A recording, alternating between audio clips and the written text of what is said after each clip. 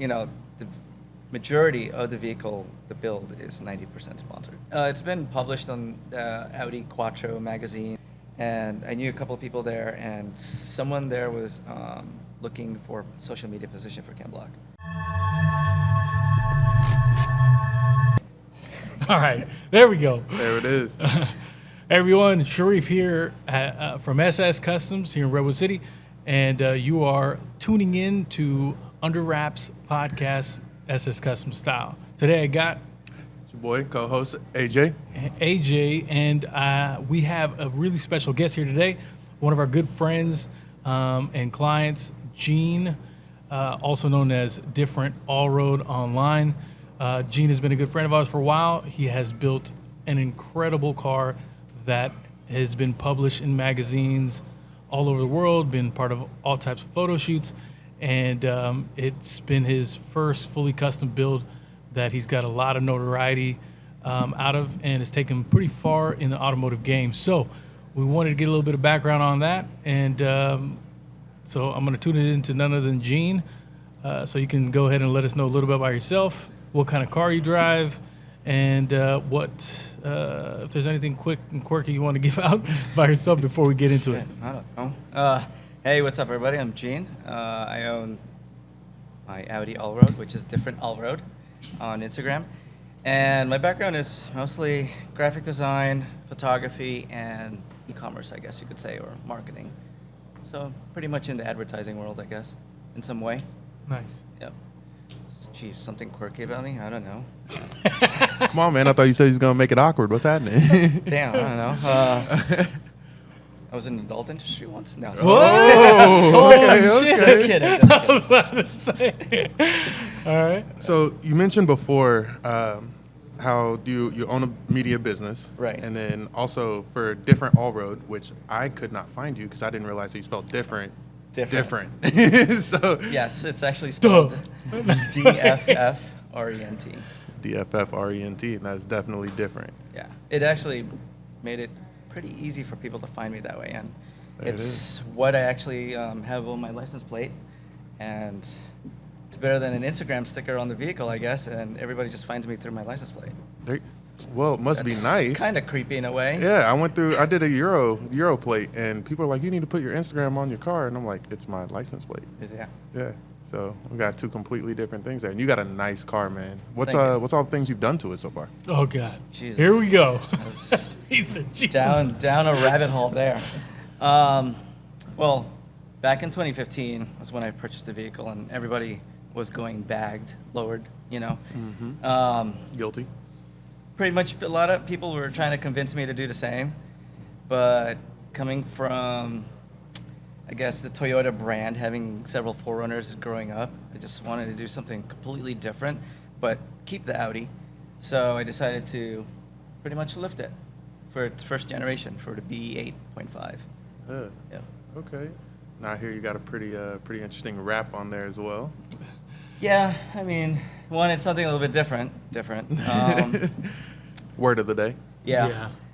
I wanted a subtle desert camo, since I don't think I've really seen those often. I've always seen the urban or the snow camos, the geometric John Olsen type style. So, but no desert camo, so I might as well do it on that since it's a theme, since I'm always out in the desert or dirt. There you go. Yep. Okay. Yeah, we've done quite a bit of Jan Olsen's over the years, but this one was his own unique take to it. You could say different take to it. It's always something different. But it came out pretty sick, and this is the second rendition of it. The first one was more subtle, although the car is not subtle. So you're saying your lift kit was Fabricated. Fabricated lift kit was the beginning of you going down this rabbit hole. Pretty much, yes. And then you got the modification bug. Yeah, I guess you could say that. I wasn't going to take it as far as it is now. I just wanted a lift kit, some gear to go off-roading and such, but since it garnered a lot of attention, a lot of brands reached out to me, and so that's where it started snowballing into like, oh, you're giving me this product to pretty much advertise on my vehicle. Mm-hmm. What other brands can I do it with? Yeah.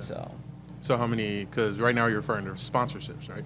Yes, pretty much sponsorships or guess you could say, sort of like a paid sponsorships on some right now, Okay. which I'm actually trying to convert some of them since this is pretty much a full-time gig for me now.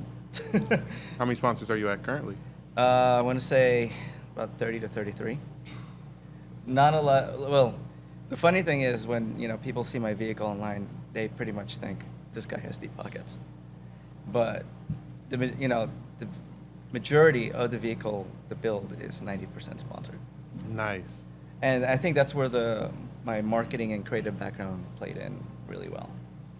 Mhm. That brings, because I'm sure we're going to have a lot of people out there. It's like, how do you even get all of these sponsorships? So what's the number one thing that you did to help you accrue some of these sponsorships? Something completely different. The word of the day. Word of the day, but I mean, No, I mean, to dig down deeper into that, when you say something different, the all-road that you had, that you lifted, you said you had a fabricated kit for it. Yes. Therefore, it did not exist at the time. did not exist. So you would be one of the first, or among the first people to have it lifted all-road like the way you did it. Yes.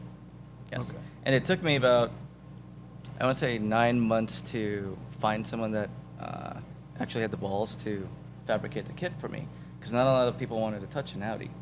And, at the time it was like, why the hell do you want to lift an Audi? So, took a lot of research. The most part is figuring out, since, it's my first time fabricating something or coming up with a design for it.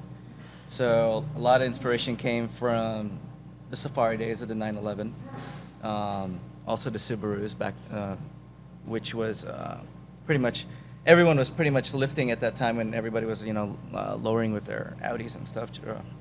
So I tried to ask a lot of questions from other influencers that lifted their Subarus and see what they did.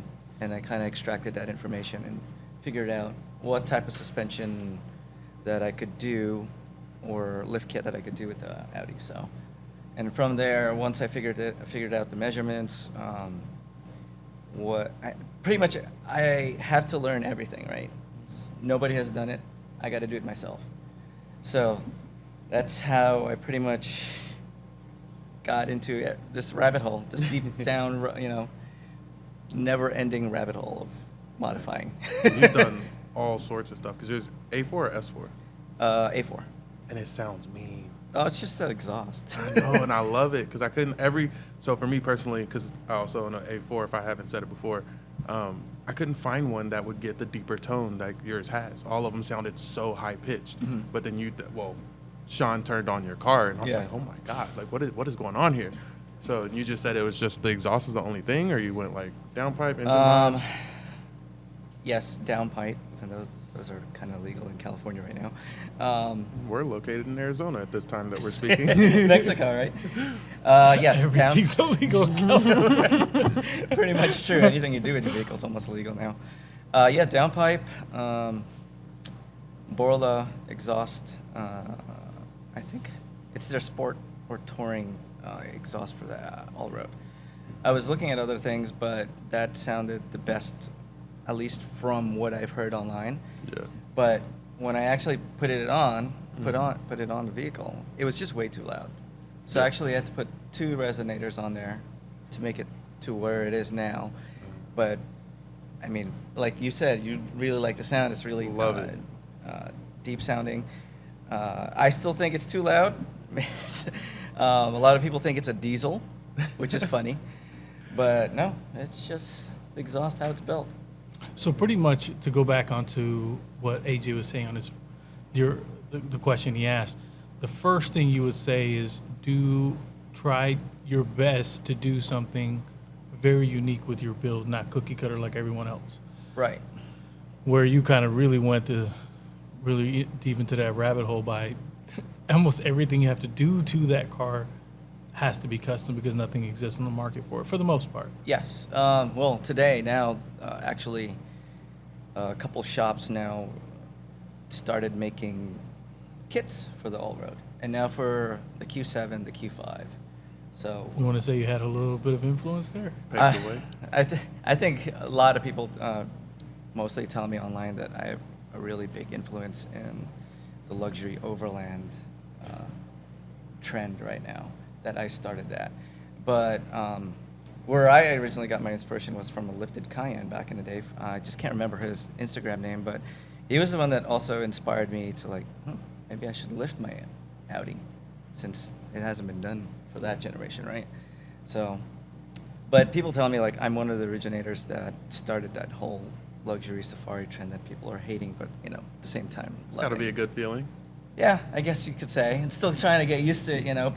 I mean, when I first started back in the day, when people started recognizing me, people were stopping me on off ramps, taking photos, which was weird. People asking me questions about my vehicle, what I've done to it. It's just jarring, you know, in the beginning. But You get used to it, or do you ever really get used to it? sometimes when, you know, I'm kind of a loner in a way, but you know, when I'm usually by myself and trying to just, you know, relax or something, people still do come up to me and ask me questions. I'm like, yeah, sure, I'll, you know, answer questions. You know, why be a dick about it? People want to know, right? Yeah, that's the way the car game usually is. There's a lot of people who are just, especially youth, that are so enamored by the custom automotive world. When they come across someone who's still humble and can take the time out of the day and be like, yeah, sure, I'll talk to you a little bit about my car, Yeah. or I'll let you know what I did. That goes a long way for that younger generation going forward. So, Definitely. there's a lot of people that wouldn't take the time. I got to go to this, that, and the other, whatever. Just kind of be an a-hole about it, which I think Yeah. we've all encountered in the automotive game. And I think everyone's had that experience. at I least think once. it's a dichotomy, man. Like, it's like one side or the other. It's like they're either gatekeeping and just don't want to say anything. It's like, nah, man, 'cause it's like I want to stay unique, or you can't have this, or you're just like you said, or being an a-hole, or there's just other people that are just. I'm kind of guilty and sort of trying to gatekeep in a way, because I wanted to be obviously ahead of the game in some way, with being the first lifted all road for that generation. I have to keep saying generation because there were other all roads back then, like around 2001, that were actually factory air, and you could actually go off roading with them. But there weren't any.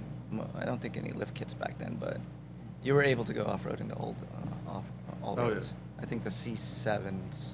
Okay. Yeah. Yep. Yeah. But yeah, Chassis. I guess in the back. Okay. That I guess whole in the back world of of Audi and how they have their chassis on Their side, naming it conventions takes a are- little bit of time to get used to. Body style, yeah. Yeah. It's I was just like B8s, B8.5s. I dove off that deep end. I'm like, what are you calling my car a B8 for? It's an A4. Like, what? And it's like, Yeah. yeah, the body style. Body style Yeah. generation. But that's so. If that was the first thing, what would be your second piece of advice for people looking for a sponsorship? Besides standing out on a build. Wow. I know I do get a lot of questions from, at least in the beginning, or like somewhere in between from the beginning and now, about how getting sponsorships and how to be, how to stand out from a trend. I think it's really difficult. You have to do something completely different against the grain in order to be recognized, but not in a like Gaudi kind of type of way where it's like this. I guess you have to have a plan in terms of like design or where in direction that you want to go with your build, and you could see it in all those guys that fabricate their own work. They something completely that's not in the industry. They try to do something completely different that stands out and build things that are super custom. And I think that's what helps out in getting a sponsorship, like super custom stuff. Yeah. Well, if I can recall on one of our old conversations, one of the takeaways that I took that really set you apart was your presentation to the company. Yes. That So was huge. usually I charge people for this type of information, but I mean, we ain't gotta give. We're bringing it to you, man. We're bringing it to you. We ain't gotta because- break down on the details, but I mean, like Yeah. even saying something, You the can just way be you present superficial about it. yourself. what's that? You could be just Yeah. give some context. You ain't gotta say what don't you have to- did, but yeah. just saying, like the way you present yourself is different. Like, so not only the car is different, but like how he presented himself to the companies Right. and how he presented, not, like I said, not just the car himself, and then also the presentation, is different. So it's like how you approach it from every angle. You want to be different. Not to say we have to get into details on how you did, but Yeah, that's more of what I the was way trying you to say. present yourself on your project too also matters, Yeah. and it definitely does help out knowing people in the industry. Oh yeah, since I was when I presented my idea, it was with James Osborne from, can't remember his name. Because? Yeah, Because Bags. There you go. So he started the whole trend of lowered vehicles, I think, in the Bay Area. And he introduced me to a couple people because he thought I was kind of crazy doing what I was doing. That's what helped out. Also, get networking yourself in with people that, in the industry, which if you obviously you pitch your idea. Yeah. And they liked it, but obviously you have to have some type of other presentation besides just a pitch, right? Yeah. So coming from an e-commerce marketing background, I used to make proposal decks for CEOs. So with that knowledge, I converted it to the vehicle industry or whatever industry, and presented my idea that way, my build, in a type of presentation, basically. Yeah. And people liked it. It's obviously I also have a graphic design background, so it was just presentable in a way that like, holy crap, they could digest it. They have visuals on like what exactly you're trying to do. Yeah. And that helps out a lot, plenty. And yeah, they just told me like, wow, this is better than a Word document or an email or a DM. It goes a long way, man. If you guys Asking- are out there shooting off sponsorships with like 2 sentences, like, yeah, I want your products, and I'll shout you out online or something. It doesn't work, man. Yeah. You need to be much more in depth. You have to have really good copy. You have to have all of the stuff that goes together with your pitch, so that way it Photos gets as well. recognized. Yeah. Photos and all that. And I think that's the third ace that you have, is you have a media background. Right. Yeah. So that probably helps with the final portion of that sponsorship package. I'd Yes, say. that totally definitely helped. And I've had people like, they ask me like how to like, people with Forerunners, for example, or Subarus, and they ask me like, how do you stand out from what you're doing? It's like, those things have already been done, right? So you have to figure out a way to stand out from everything that's been done already. It's right? crazy that a Forerunner's asking you how the hell you stand out. Show Well, me because- another all-road that looks like mine.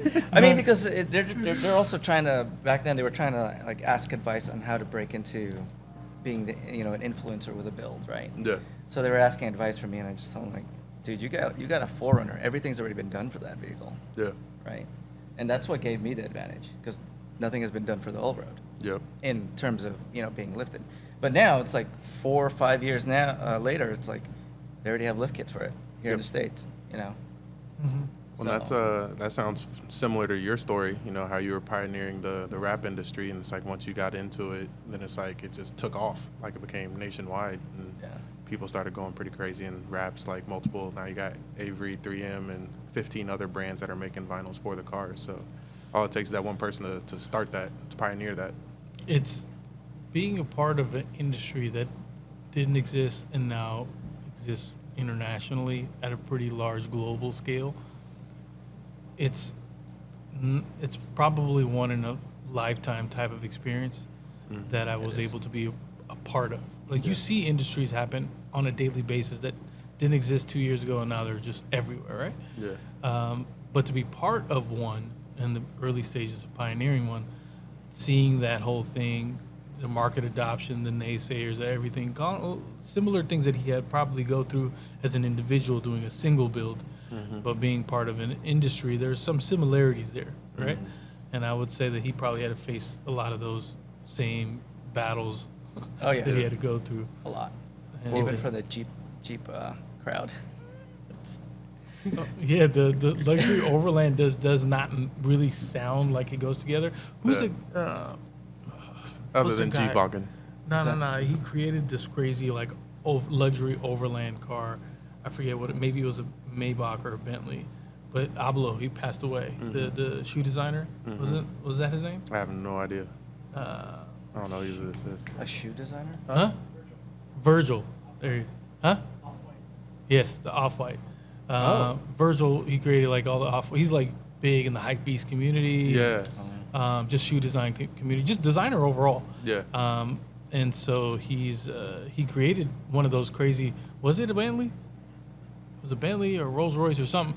But he had this crazy concept that he put together Oh. for Overland. The green Bentley I want to say it with was the an Overland. outer wasn't it? roll cage.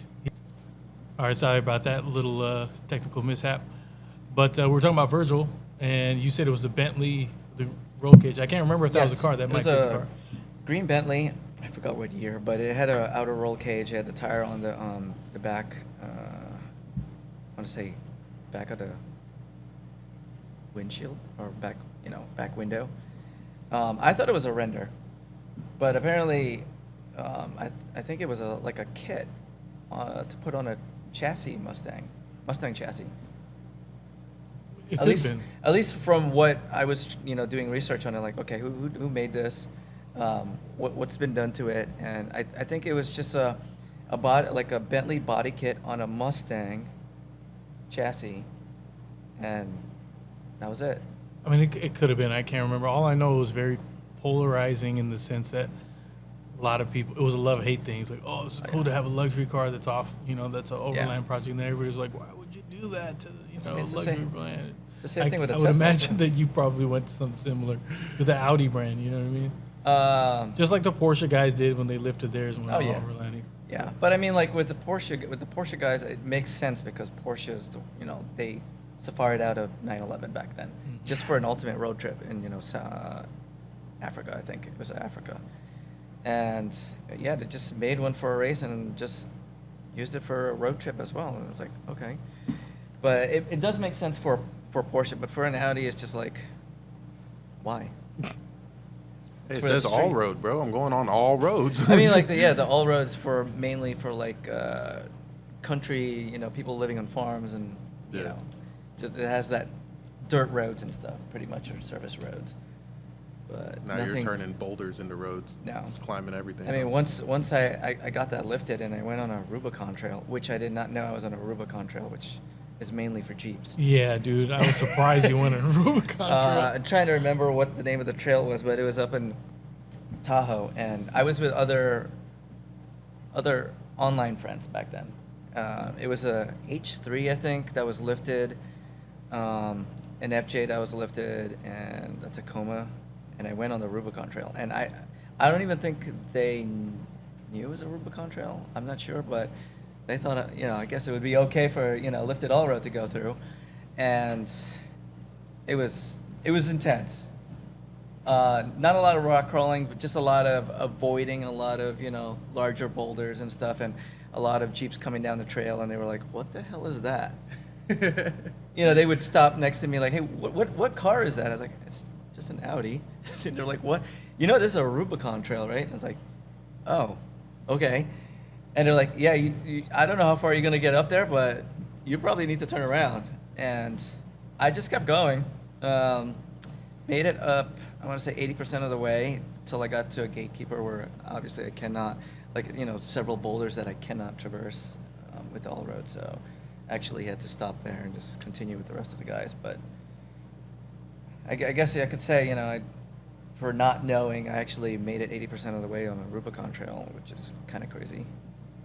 Yeah, especially with an Audi And that it was- wasn't designed or engineered to No, do any of this it stuff. was so- not. Is she but long too? Yeah, Mhm. long wheelbase. Yeah. There were definitely several obstacles that took a while for me to get over, but with the people I'm with, they had actually told me which direction I need to go, which lines I have to look for, and Nice. also that's another thing that I had to actually pick up and learn was being able to read my terrain and what my vehicle could do, and that plays a big part on some of the stuff that I traverse. And I get a lot of shit from people that tell me that has no business being on a trail, but it's been through a lot of shit.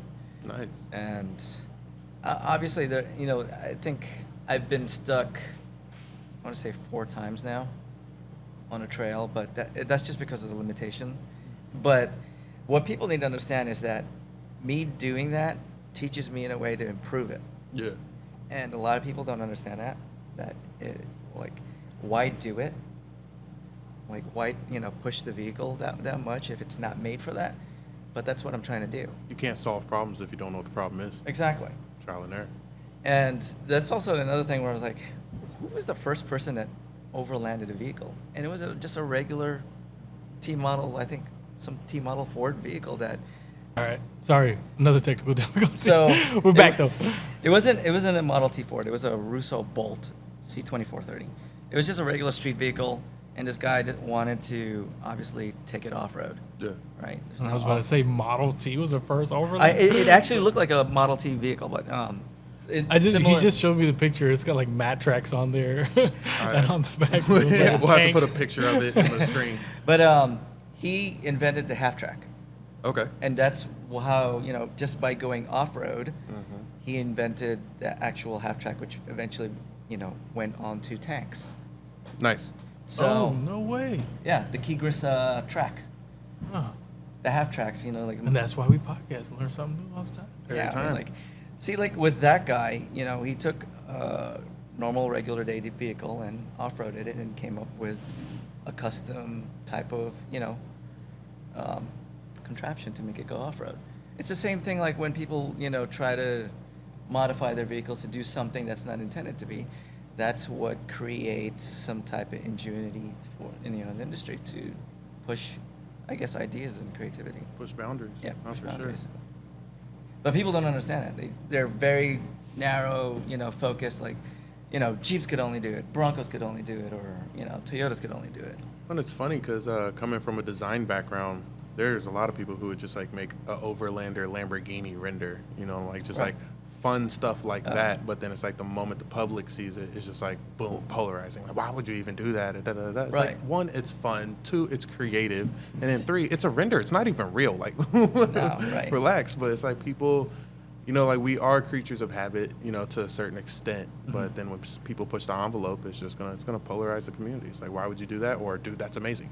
So It's like the Lamborghini that was recently released that could go off-roading. Oh yeah. Even though it's not lifted, but it's a rally-styled Lamborghini in a way.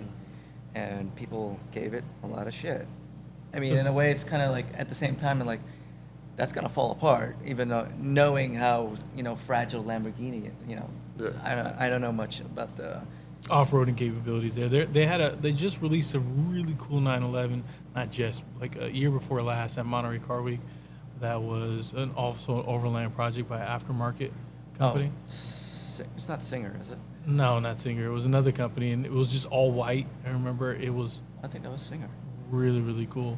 Oh, wait. No, it wasn't. It was another company. Was it? I know what you're talking about. I just can't recall the name, but yeah. But if we can find it, we'll throw it up online. But that one was like a super cool looking, obviously love it, you hate it kind of project. Right. But that just shows that how that whole industry, if you're shaking things up that much in a build, and you're going to cause buzz because people want to talk about it because they either hate it or love it, Right. and everybody's arguing about which one's right and which one's wrong, Right. then you're on the right track to build something that that's- can be used in that category. And that's what helps you stand out. 100%. That's what makes you different, Right. right? Yeah. So I would say if you can build a project that's like that. Lately, we've been getting more and more customers that want to come in here and do stuff that's just off the wall, which is really exciting. Yeah, I mean, we may or behind may us- not have something in the studio right now. Behind us is this crazy off-roading Sherpa right here, and then we got like a really cool project going down on that Jeep SRT, and then I think we got a couple Tesla's other projects. going crazy. The Tesla's going, yeah, that one right there is going to be wild. wild. So it's cool to see people kind of have their personas, personalities, or ideas that are a little bit against status quo come up, Right. and we get to be part of that story in some sort of fashion. And so, we're glad you chose us to have a little piece in your story, and it's really cool. So tell us a little bit about all those three things that we put together. I want to say it was how you formulate your response, being different first and foremost, what you said. So first thing was being different in terms of how you build your car. It has to be a little bit unique off the walls. Two was kind of like how you formulate your copy and your pitch, basically your being pitch deck. different in your presentation. Yeah, your presentation. And then three was probably have either friends that are really strong in media or be good in media yourself, I would say. And then correct me if I'm wrong in any one of those three. It's like Yeah. know people, right? Like just like in general. Right? Yeah, you also mentioned a side cliff note. Networking. Networking, yeah. So, I don't know if it's just my mindset on this, but I do network a lot with local shops, brands that are like kind of small or something, or just starting to get into the industry. Like even if I don't have anything that, like for example, that I could see that I could market off for them, I still get to know them, and that kind of gets my name out there. Yeah. And see what I do. So at least it's like a seed planted in their head, so that if something comes up that like they want to work, like someone would they want to work with, they'll remember back to you basically. Yeah. So I do that a lot. Well, and you took that networking and the love for Audi to the next level, and had some influence in the community here in the Bay Area as well, right? Yes. Want to talk a little bit about that? Boy. There's definitely been a lot of Audis that reach out, like owners, asking me about lifting their vehicles a lot now.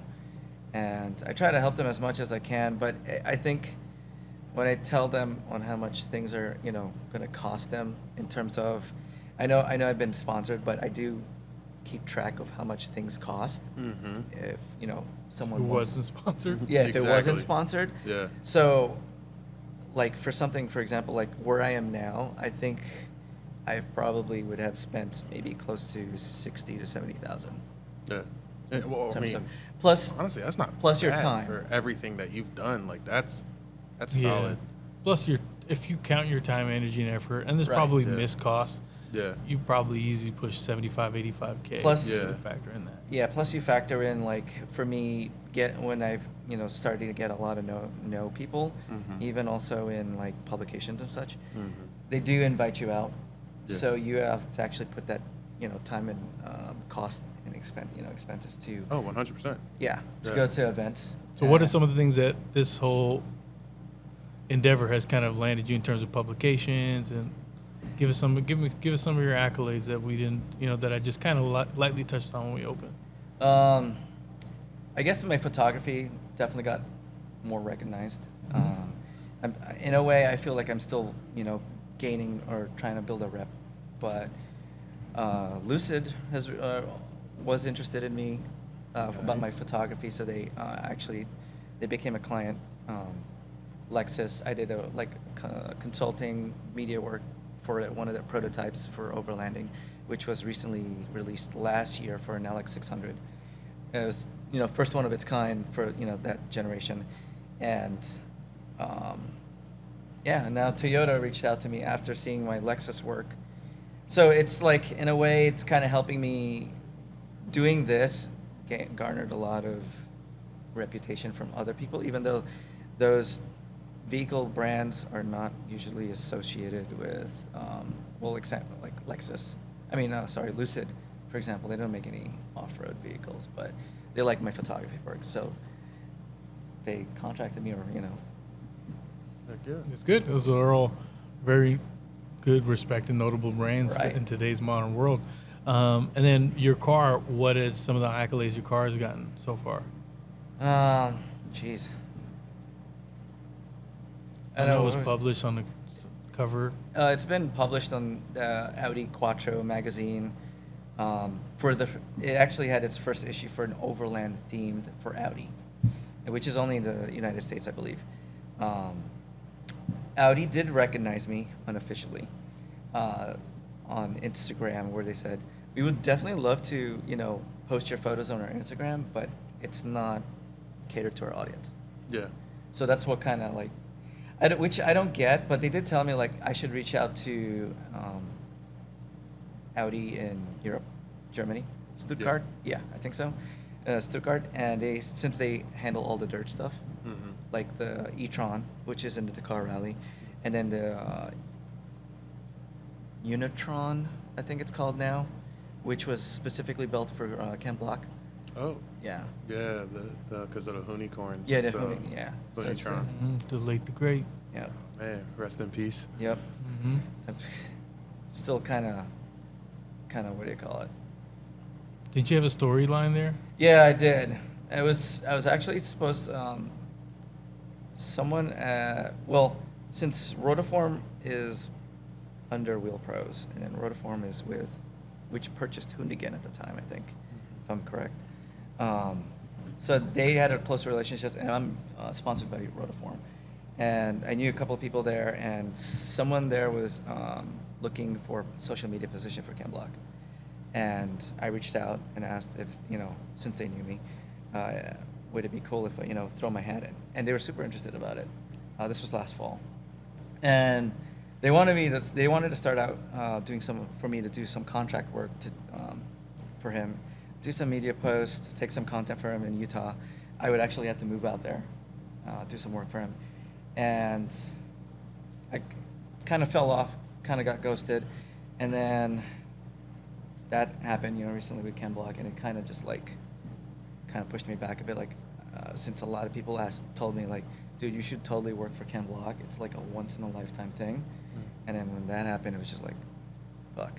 Yeah. I never got to meet the guy. I was I'm not starstruck by him for what he's done. I've known for the things he's done in his endeavors, and just kind of a slight regret for a missed opportunity type right, of thing. it feels like that, but then at the same time it was just at my doorstep, but nothing, it didn't go beyond that. Yeah. So it just felt like I kind of missed an opportunity to learn from him. Yeah.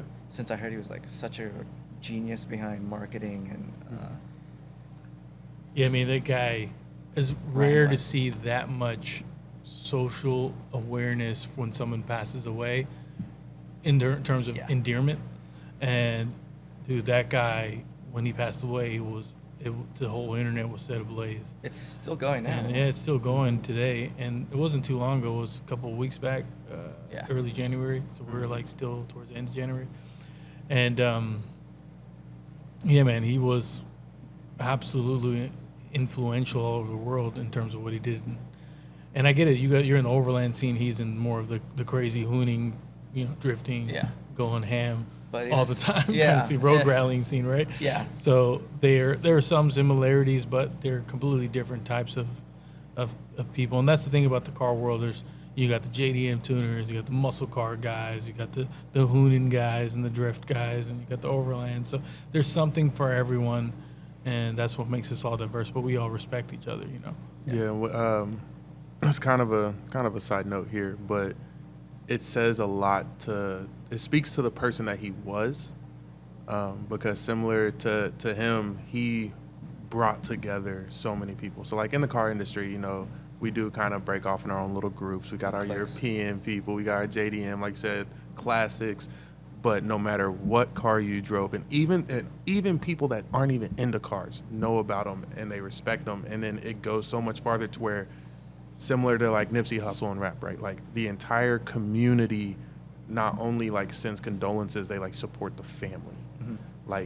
Everybody was just not only are we sad about his death, we are so sorry for his family. I seen so many posts that went out for his daughter that he was so close with, and the whole thing, people like him, it's crazy how much they pull such a large community together, even when it's separated, right? So it's so great to see that, and it speaks a lot to the character. Yeah.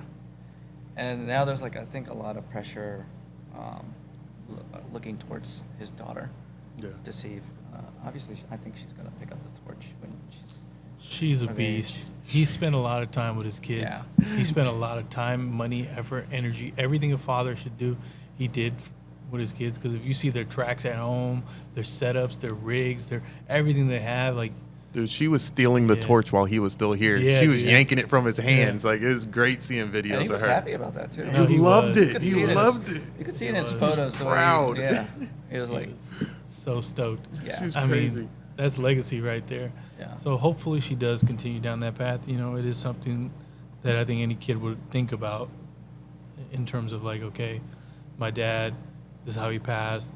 You have to think about that stuff before you jump back into it again. But when it's in your DNA, it's kind of hard. Yeah. So. Seen a video, and now we're really just getting stuck on Ken Block. But I seen a video, and I don't know if somebody cut it or if it was one that he actually made. But it's all right, it's he did a little whatever, and then got in the car, and then it cuts, and then the car is going crazy, drifting like crazy, like Ken Block does. Mm-hmm. And then gets out the car, except it's not him getting out the car, it's his daughter. And then it cuts to him, yeah, you thought that was me, huh? And it's I don't know if he actually made that or if somebody cut it and pieced it together, but I was it just shows her skill because everybody thought it was him. And then she gets out the car and it's She definitely picked up that torch for sure. You know she's gonna go toe to toe with anybody out there. Oh yeah. And it's good. Like I said, he's probably taught her a lot of things technique wise that he learned, and she didn't have to go through as much of a learning curve because he was right there, Yeah. passenger seat, letting her do this, do that. Yeah. That helps a lot. You know, it's like that playbook you're talking about holding to your chest, but for the right person, especially family, kids, things like that, you got to let loose. Exactly. So I'm glad she had the time to pick up on stuff that she had to. But you know that I could see how that opportunity to learn from someone that's that great, it would feel like that. You know, in a way, it felt like it was kind of robbed. But I mean, like, I don't know. It was after what people were telling me to convince me to take that opportunity. It was mainly like I want to learn from this guy. Yeah. Versus like, oh, I'm working for a celebrity, right? Exactly. Yeah, because I've heard so many great things about him, and I don't follow him meticulously, or but from his work ethics and his creativity, that totally something I like wanted to. Well, on that line absorb. of community, especially like within the Audi community, you were even close with one of the big Audi groups, right? Here in the Bay Area, Yes, sir. AGSV, Yes, sir. Audi Group, Silicon Valley. Uh-huh. Oh boy. And I'm assuming since you're an Audi guy, you were in that group. In is a stretch. I think they really allow anybody in if you own Audi, like just join the page, show up to the meets. They're misunderstood heavily within the Audi community or within the car Euro community that are from the outside looking what they do. They do have. I think the way I look at it, that I feel like a lot of people complain is that they're really cliquish, but they do have a standard in terms of who they let in, because obviously they don't want people to be involved in takeovers and doing other illegal stuff, but they're more of a family-oriented type of group, and it's not gonna be a lot for a lot of people. No, it shows it a lot. Did you say were you one of the founders? Yes, I was one. I was one of the second generation of founders that helped elevated the group to where it is now. But when you get to the center of that group, it really you can tell what he's saying. Like you can tell family. Like I've went to a couple barbecues, and you can tell the people who've been in there since the jump. Dude, they are really a secondary family. They just got some cool people there at the center. But with any large group, you're gonna have some people at the outskirts, making whatever face. But no, it's a cool group. It was actually the first group that I reached out to when I got an Audi, and I was really cool. It was the same way with me. Yeah, see, yeah. So it's cool that when you told me second generation kind of founder of it, I was like, that speaks more to you on the community side with the Audi. So it's so I think they're through the fourth generation of people running it now. Nice. It was originally one person. It was just a B7 group. The body style, Yeah. that people don't know the body style for Audis, but I think that was 2006 generation. But and then it evolved to where it is AGSV, which I actually designed the logo and all that stuff. And there you go. So we got Yo sticker on 1,000 different cars in the Bay Area. Yes, it's I don't know. It's something that a lot of people recognize, but also if they know them and they try to get into it and they get denied or something, they also there's just a love and hate type of thing. But it's all groups. Yeah, it's all how every other group is, I guess. Yeah. But that's it is with the car game. I was part of a car club. Actually, was president of a car club with 60 members, and that's relatively. At that time, was a pretty big car club in the East Bay. But when you get to a certain number, there's always going to be cliques forming within the group. Yeah. And I started realizing that at a younger age, okay, I'm having these issues with organization, and I can't keep everybody on the same page. But that's personalities. Certain people gravitate towards each other. And then as the group keeps growing, you'll notice several different groups start forming because people are like-minded within the group. Right. And then it just takes a couple little sparks here and there before, things like this happen. And they do minimize the amount of members that, are in the group, and they, want everybody to participate. Yeah. And if you're, obviously if you fall off, then, why are you in the group? Yeah. No, So- they let, because like I said, I just joined straight in. I just said, like, join group. What do you have? They got an Audi A4. Like, nothing's done to it. And, like, they just let me And I mean, like- me in on the group page. And it's like, yeah, come out, do whatever. So they're very welcoming. Like, it was Yeah. very, I mean, I was simple. accepted in with, stock all road. yeah. And they're the ones trying to, Tom, who's, he's still the, one Tom of the original, Poe. original founders of the group. He was the one definitely trying to convince me to lower my vehicle at the time. You wanted to go up. And then when I Like, told slam it. when I told him I Which wanted is to- different because yours is like bagged, right? Yeah. Slammed on Hey, the bro, floor. mine can go up too, shoes. And his is all lifted with off-roaders and everything. Yeah. So. Yeah, it was the one that thought I was kind of crazy to lift it at first, and it's like, okay. But then he saw It's awesome. He saw the potential, like what could come out of it, and I wasn't an Audi or Euro enthusiast back then. I didn't know a lot about the car scene and whatever. So everything's a learning process for me, even until now. Were you lifted by the time you got to Shareef?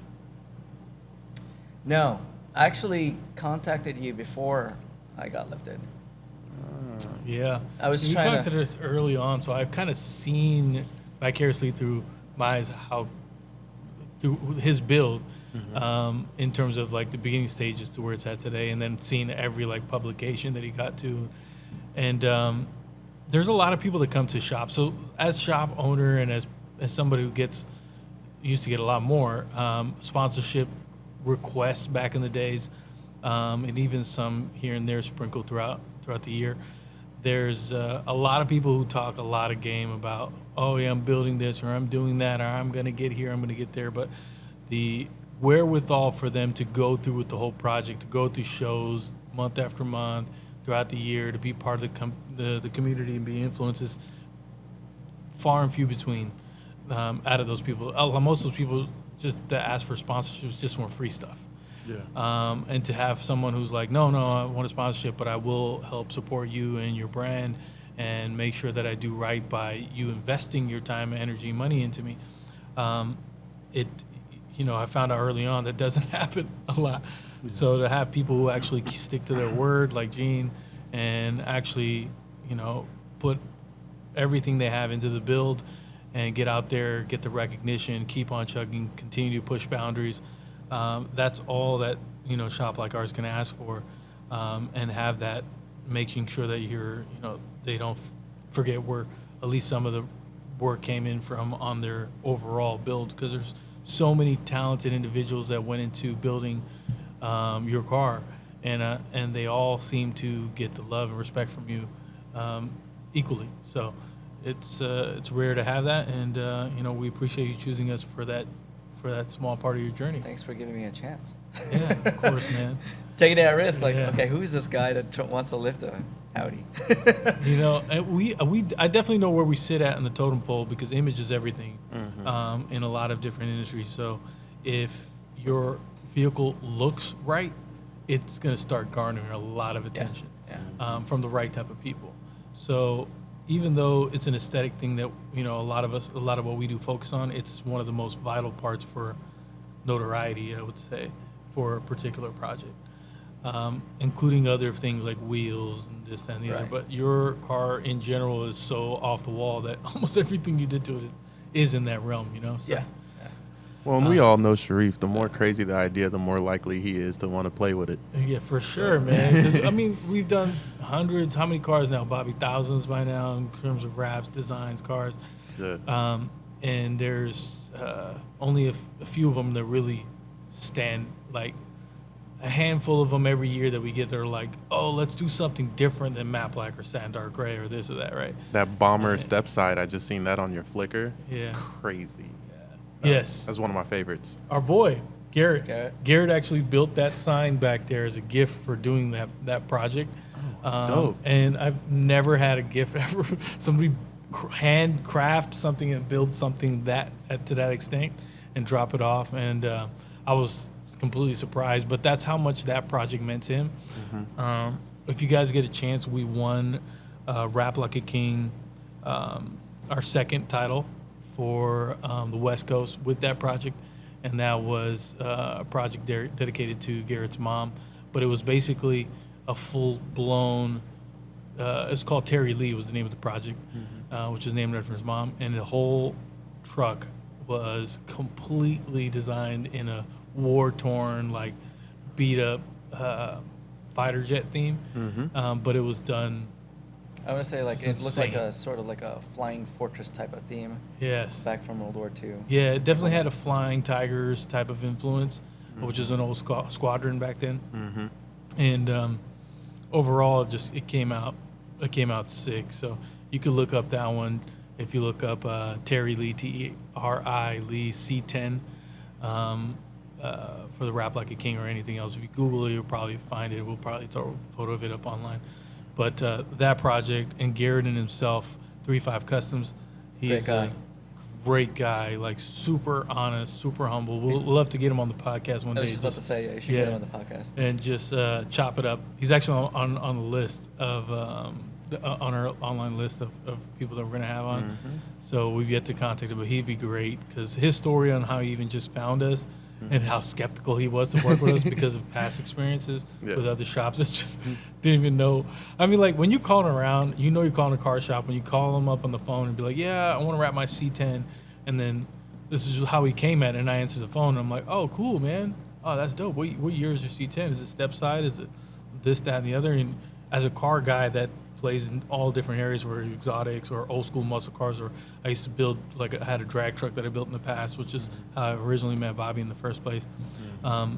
And all these different areas that, I played cars in just made me love and respect all different segments. So when somebody can pick up the phone and call and say, hey, I got a C10, he was testing me basically to see if I knew what a C10 was, because every other shop he's calling that does vinyl or whatever, they don't know what. They're like, oh, what is a C10? Like they didn't understand the concept of it. And I guess it's to each their own, but if you were in this space doing custom wraps and designing custom stuff for custom cars, it helps when you have a healthy knowledge of automotive in general, in the car world. Definitely does. So I think that was the first level of attraction, and then after that, it was like, okay, you passed step one. Yep. See, that just happened too. When we get him on podcast, I'll have him walk through his whole thing in terms of all the steps that he took there. But it's pretty fascinating, man, for Gene, for you to take the time out of your day to come out here and talk shop, especially about the 3 steps of sponsorship. And I'm sure gonna get some questions about that. Yeah, you will. But that's already noted, man. As well as everything else that's coming to play with your whole thing. Do you have any questions for Gene? Nah, I mean I've been asking him the whole time. You got any last thoughts? I don't know. I'm just trying to retire this all road now. So what's next, man? Something So the coming for all sale? road has been a project for what, 2-3 years now? Yeah. It's So I coming guess on my 5 last years question now. is like, what's gonna be the next project coming down the line, if you could talk about it? Still keeping it Euro. Slammed the mini truck. I mean, I actually wouldn't mind exploring, the low life in some way in the future. But right now, it's just going to be all overland safari theme, and gonna keep it with Euro. So can't tell if it's an Audi or VW or something else. There you go. So you're sticking with Overland, and you're sticking with the Euro scene. Euro luxury. You could go Baja. That would be a fun project. Well, I actually did an original send off with the all road where I wanted to ship it out to Dakar. So Sheesh. that would be like an ultimate photo bucket trip for me. Yeah. Mm-hmm. But I don't know. Audi doesn't really recognize my build, so officially at least. At least not U.S., but I mean, there's Yeah. other brands out there I'm sure that you can use. Is the all-road going to be part of your stable for forever? Hoping to keep it. If I You like move your to first next, build? It is my first build, so it's like something like you just want to keep it as long as possible. But I've had offers for it. Oh, I'm sure. It's so cool to have. I wish I would have kept at least some of my first builds, but it's cool to have a car like that where you, let's say in the future, you get cam block style, right? In Right. terms of just how many cars you have. Yeah. Having them all there, like this is the first one I did, this is Yeah, the second build, this is the exactly. third build. If you get the position to be able to do that, that's awesome. Yeah. So, but anything you want to leave us? How do people find you? Could message me on my Instagram, different allroad, DFFRENT _allroad. All road. There it is. Yep. If you're looking to partner with him, bring some of your, maybe one of your brands or products to light, hit him up. Joining us. And thank you all for tuning in. Make sure to comment what you thought was really helpful on this one. Like, and if you haven't already, hit the subscribe button, man. Come on. All right. Leave a review, because depending upon where we start uploading these reviews will make a large difference. So, you know, if you liking what you're seeing, liking all the special guests that we're having, like, leave a review. And if we start getting these on iTunes, Spotify, there's a bunch of them out there, but that'll make a large impact as well. It'll help kind of spread the podcast. So leave a review if you can. Yep. I appreciate you. Thanks again, man. There it is. Deuces. Peace.